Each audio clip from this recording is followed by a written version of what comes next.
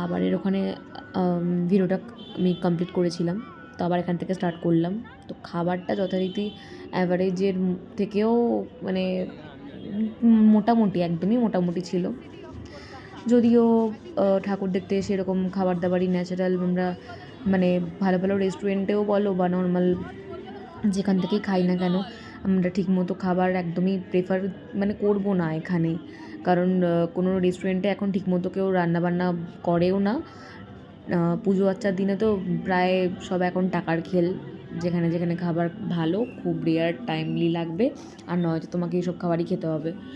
যাই হোক, তো খেয়ে দিয়ে আমরা চলে এসেছিলাম। এটা হচ্ছে গিয়ে দমদম তরুণ দল যেখানে আসলাম। এখানে একটা নর্থ বেঙ্গলের থিম করেছিল, যেটা দেখে আমরা বুঝলাম আর কি। ভীষণ সুন্দর করেছিল, পাহাড়ের গায়ে যেরকম ছোটো ছোটো বাড়ি থাকে সেরকম ঝর্ণা পড়ছে, ভীষণ সুন্দর। তো এখানে এসে দেখলাম এই মূর্তিটা, আর এখানে এই যে একটা ছেলে আর একটা মেয়ে কন্টিনিউয়াসলি নেচে যাচ্ছে। ভীষণ সুন্দর এই থিমটা করেছে আর কি, যে থিমটার ওপরও তার মধ্যে এরা যে নাচছে প্রতিনিয়ত, মানে নাচার কোনো স্টপ নেই। যাই হোক, সুন্দর একটা প্যান্ডেল দেখলাম। তারপরে এটা আমরা চলে আসলাম টালা বারোয়ারি। টালা বারোয়ারির প্যান্ডেলের থিমটা হলো গিয়ে পালকি কথা। ওপরে তোমরা দেখতে পাচ্ছ পালকি লাগিয়ে রেখেছে, আর ঢুকতে ঢুকতে একটা ওই যে পালকি দেখতে পাচ্ছি সেটা সামনে আমি যাচ্ছি। যাই হোক, তো উপরে উপরে সুন্দর সুন্দর ডেকোরেশন, কি সুন্দর। পাশে আবার ওই একটা হাতের ডিজাইন দেখলাম, এই যে ছোট্ট করে হাতে করে ওই কোদাল নিয়ে বা আগেকার আদিমকালে মানুষরা যেত না, পুরো ওই সব এখনও পুরুলিয়া বাঁকুড়া এইসব সাইডে এরকম হাতে নিয়ে কোদালের, ওরা হচ্ছে কি সাঁওতালরা এরকম একটা এখনও সেই চলটা আছে সাঁওতালদের মধ্যে, এরকম নিয়ে সেই পুরুলিয়া বাঁকুড়িয়ার জায়গাতে। যাই হোক, তো এই একটা বড় পালকি আছে, পালকিটাকে শো অফ রেখে দিয়েছে। আর প্যান্ডেলের থিমটা মোটামুটি এরা ভালোই করে যথারীতি। তো এই যে এখানকার মূর্তি, মায়ের প্রতিমা, আর ঘুরে ঘুরে আমি এটার ক্লিপ নিচ্ছিলাম। তো এরপর চলে আসলাম টালা প্রত্যয়, যেটার এইবারে 2024-এ 99 ইয়ার্সের প্যান্ডেল হয়েছে।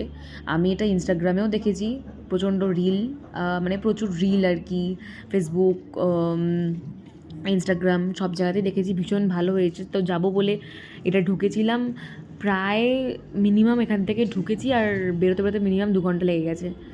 মানে পাসটা থাকলে যদি ভালো হতো, বাট পাসটা ছিল না। লাইনের পর লাইন, যে কি গরম কিছু বলার নেই। সেখানে দাঁড়িয়ে থেকে এই ভিডিওগুলো করতে পেরেছি, এটাই এনাফ ফর মি যে আমি ভিডিও দিতে পেরেছি, তোমাদেরকে দেখাতে পেরেছি। যারা যারা গেছো তারা তারা জানো যে কতটা মারাত্মক লেভেলের ভিড়টা হয়েছিল, আর তার মধ্যে 100 বছর যখন 2025-এ হবে, যে কী লেভেলের ভিড়টা হবে, পাস ছাড়া তো যাওয়াই যাবে না এটা এখানে।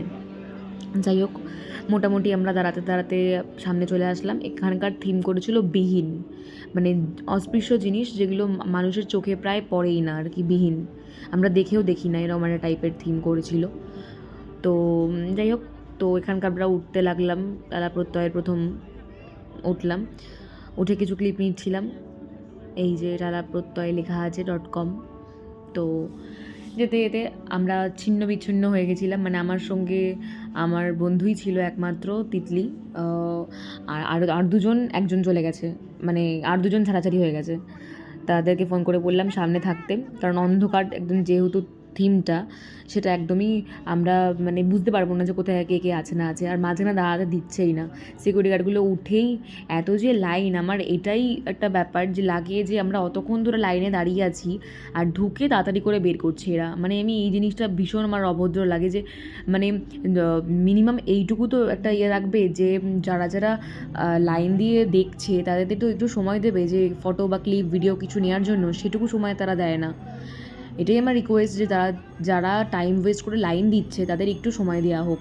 তো যাই হোক, এটাই আমি দেখলাম, থিমটা ভীষণ সুন্দর হয়েছিল। তো আজকের জন্য